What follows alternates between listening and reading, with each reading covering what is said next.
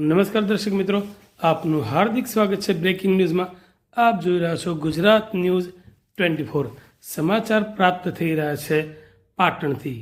શ્રી અને Shrimati પી.કે. Kotawala arts college પાટણમાં વંદે માતરમના 150 વર્ષની ઉજવણીનો કાર્યક્રમ યોજાયો। શ્રી અને શ્રીમતી પી.કે. કોટાવાલા આર્ટ્સ કોલેજ પાટણમાં એનએસએસ વિભાગ અને એનસીસી વિભાગ દ્વારા વંદે માતરમ ગાનના 150 વર્ષ થવાના ઉપક્રમે કાર્યક્રમ યોજાયો હતો। આ કાર્યક્રમના પ્રારંભે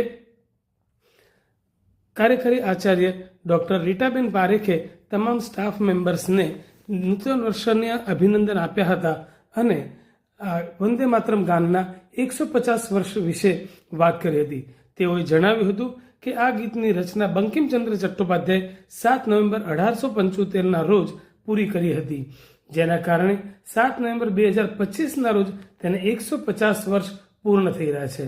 તે મૂળ રૂપે 1882માં તેમની પ્રખ્યાત બંગાળી નવલકથા આનંદ મઠમાં પ્રકાશિત થયું હતું। આ ગીતમાં માતૃભૂમિને દેવી દુર્ગા સ્વરૂપે વંદન કરવામાં આવ્યું છે। ગુરુ રવિન્દ્રનાથ ટાગોરે 1896માં ભારતીય રાષ્ટ્રીય કોંગ્રેસના કલકત્તા અધિવેશનમાં તેને સંગીતબદ્ધ કરી સૌપ્રથમ વખત જાહેરમાં ગાયું હતું। ખુદીરામ બોઝ અને ભગતસિંહ જેવા ક્રાંતિકારીઓ માટે આ ગીત પ્રેરણાનો સ્ત્રોત બન્યું હતું અને તેઓ આ નાદ સાથે શહીદી વહોરતા હતા।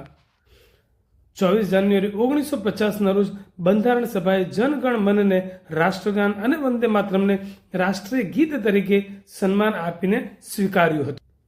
વધુમાં બોલતા કોલેજના NSS programme officer doctor Kunal કપાસીએ જણાવ્યું હતું કે આ ગીત માત્ર એક રચના નથી, પણ ભારતની માતૃભૂમિ પ્રત્યેની ભક્તિ અને રાષ્ટ્રીય એકતાનું પ્રતીક છે અને કાર્યક્રમના અંતે સૌએ એક સાથે પૂર્ણ વંદે માતરમ ગાન કરીને પછી છૂટા પડ્યા હતા। આયાતી વસ્તુઓને બદલે વૈકલ્પિક એવી સ્વદેશી વસ્તુઓને જ અપનાવીશ।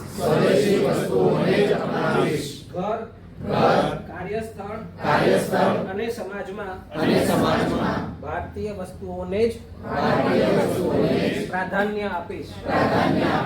ગામ, ખેડૂત તથા દેશી કારીગરોનું સમર્થન કરી સ્થાનિક ઉદ્યોગોને પ્રોત્સાહન આપીશ।